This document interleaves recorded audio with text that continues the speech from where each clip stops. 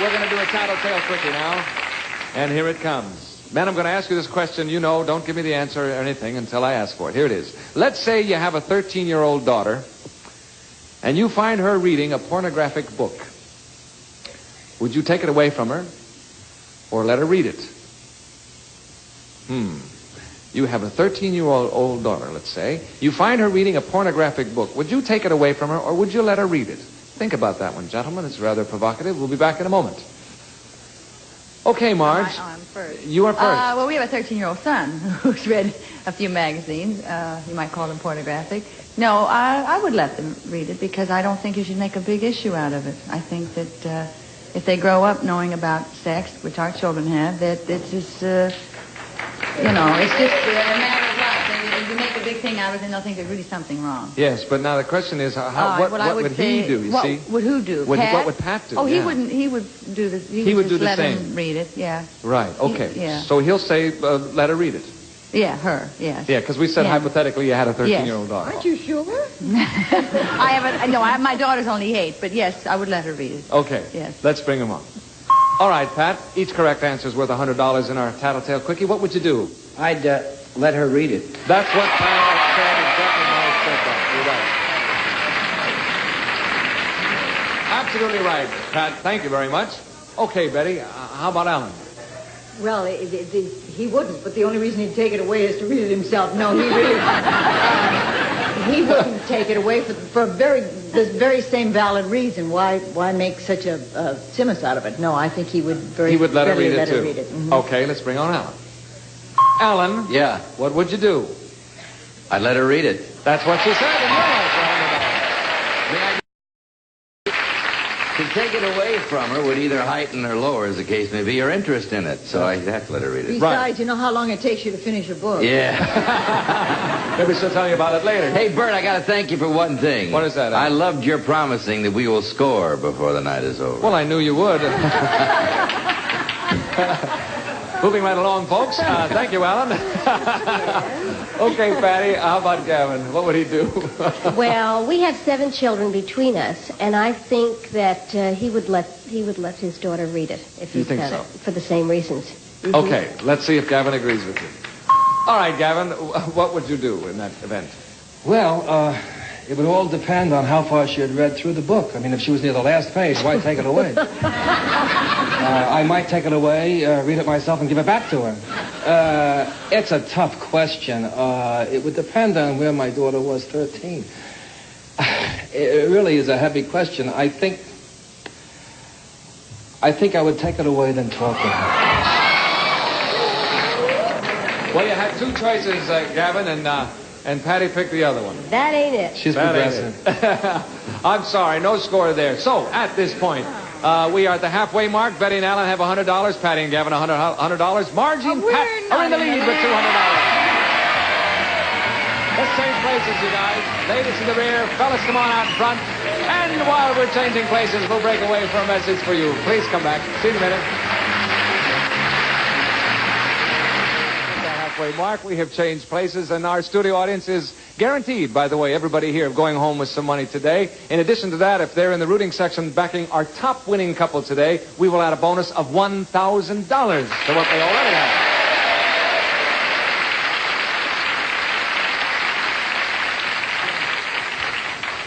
Are you making signals to the audience, Pat? No, I'm just talking to several of the people in the Marjorie and Pat group. Yes. What were you saying? You were saying something about your... One of the fellas thought this was denim. No, it's not denim. No. It's rayon, isn't it? It's rayon, yeah. Rayon. No, it's suede, isn't it? Yes, it I is can suede. tell. Oh, you svelte fella, you. You're going to do the check suede? You're very suede. jacket? No, here we go. Let's see if your ladies are backstage and ready to go. Are they? Yes. All set to go, ladies? Yes. You can hear me now, but in a minute you won't be able to. Back to solitary confinement you go. Ta-ta, bye-bye. What? Okay, fellas. All right. Ready to go? Yeah. Here goes. One question, hands on the table. Keep your hands on the table, Mr. Levin, sir, if you don't mind. Got to watch him every minute. Oh, no.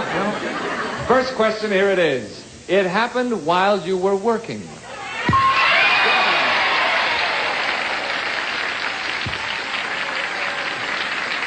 I feel so slow-witted with this man. He is fast, boy.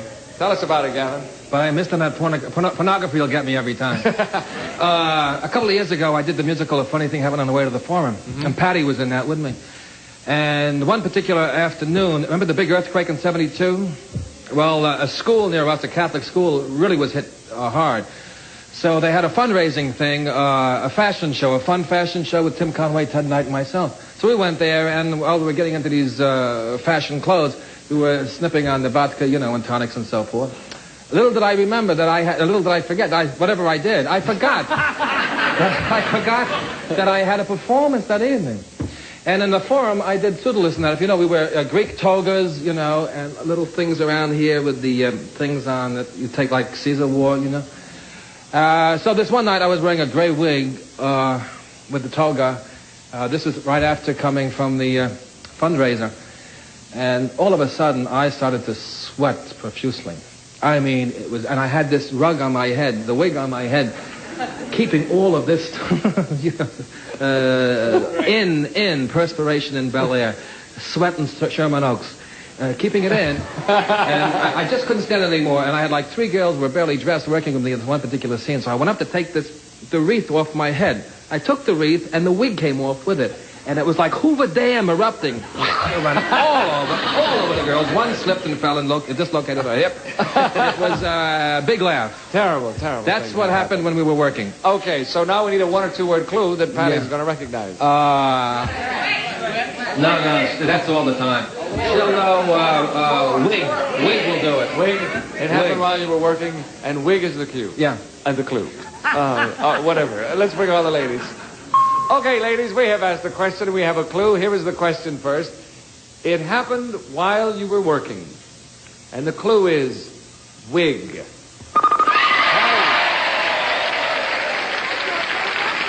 us about that, Patty. Well, Gavin and I were doing the first show we ever did together. A funny thing happened on the way to the Forum, and he was playing pseudolist. And he decided one night to wear a wig. He didn't usually. A gray wig, and he had an olive branch over that, and there came a point in the show where he had to take the olive branch off, and the wig came too, and he perspired so much. Thank you, honey. That's what he said. You're absolutely right for $100. Thank you, Patty. Okay, ladies, fellas, next question coming up. The ladies are gone. Ready to go? Here it is. It happened in a bar. Happened in a bar. You just made it. Tell us about that, Pat. We were sitting at a bar in Beverly Hills, and a very famous actor came in, and he saw somebody at a booth that he knew, another famous personality, and I had about 3 or 4 drinks. I'd had about 9. And they fella motioned him over. He went over to sit down at the booth, but he didn't realize that there was no bench seat. And he sat and sat and sat and sat until finally only his head was like this. Yes. He was doing Joel Kupperman. Right. No, I said to my wife, I said, look, so-and-so just ordered John the Baptist. But I don't want to mention the fellow's name because he's a very famous actor. And She will. No, oh, God. That's right. That'll be the first words out of her mouth. No. Remember the other story? Anyway, that's the Okay, bar so story. the famous fella came in and sat right Now, down yeah, now. on his... what we need now is a clue that Benchless. Marge will recognize. Benchless. Yeah, okay. That's one word. Benchless is definitely one word, It's isn't it? one word. Ask him. Ask him, he knows. He's the guy. There's a resident expert on words. Benchless. Okay, here we go. What's that? No. Actor, they say? Actor. No, what? It happened at a bar. They seem to be evenly divided, however. Somebody just said chinless. You want to go with benchless? We have to go. Benchless. Benchless it is. Let's bring on the ladies. Okay, ladies, we have another question, and this is it. It happened in a bar. And the clue is benchless. Marge. All right, Marge. Tell us about it, if you will, then. The story where, well, it's a bar restaurant, we were having dinner, and I won't mention his name. A very big actor came in and sat down to talk to us, and there was no seat, and he just went right on the floor. That's what the man said. You were right. All right, at this point, Betty and Alan have $100. Patty and Gavin have $200. Marge and Pat are in the lead with $300. We will be back with more of Tattletales after a brief message for you. Please come back and see us.